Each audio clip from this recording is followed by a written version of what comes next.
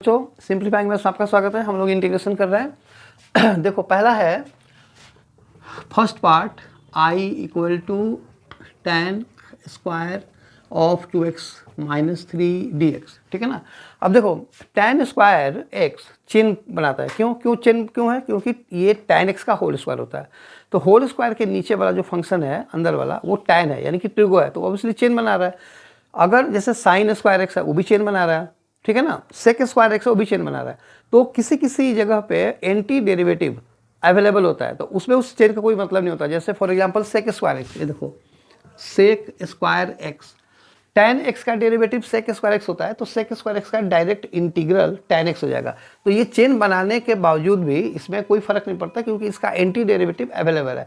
लेकिन जिसमें पावर 2 है या पावर 3 है और उसका एंटी डेरिवेटिव डायरेक्टली नहीं है, जैसे tan स्क्वायर है, अगर tan स्क्वायर मैं यहाँ पे लिखूँ तो tan स्क्वायर किसी भी चीज़ का direct derivative tan square x नहीं है एज ए फॉर्मूला, है ना। तो हमें उसको कन्वर्ट करना पड़ता है। तो जब हम इसको कन्वर्ट करेंगे तो देखो किस में करेंगे, ये जो फर्स्ट पार्ट है so equal to integral tan square, ये थीटा इसको समझो तो sec square theta minus 1 dx, ठीक है, ऐसे में करना है।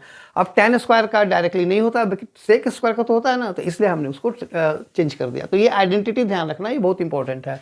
तो अब इसका इंटीग्रल क्या होगा, सेक स्क्वायर थीटा का tan थीटा होता है तो tan ऑफ 2x माइनस 3, और एक्स्ट्रा काम क्या करना है, x का कोफिशिएंट 2 है ना, तो 2 से डिवाइड, और ये रहा -1 का इंटीग्रल x और प्लस c।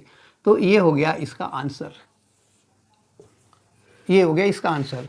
अब second part I is equal to integral of 5 into cosec square 2 minus 7x dx। अब देखो अभी बताया था कि सेक स्क्वायर थीटा का इंटीग्रल डायरेक्टली tan थीटा होता है क्योंकि वो फॉर्मूला होता है, tan का डेरिवेटिव होता है।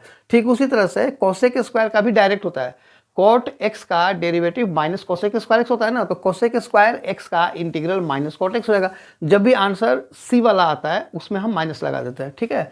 तो ये हो जाएगा 5, तो एज इट इज रहेगा कोसेक स्क्वायर थीटा का माइनस कॉट थीटा, थीटा मतलब ये पूरा 2 माइनस 7x, फिर x का कोफिशिएंट क्या है -7 है, तो -7 से डिवाइड और प्लस ये माइनस माइनस को कट कर दो तो बस हो गया ये 5/7 इंटू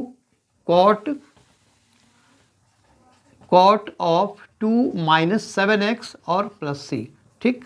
तो ये हो गया इसका आंसर। आई होप वीडियो समझ में आया। अगर आया तो इसे लाइक करो, शेयर करो, सब्सक्राइब जरूर करना। Thank you.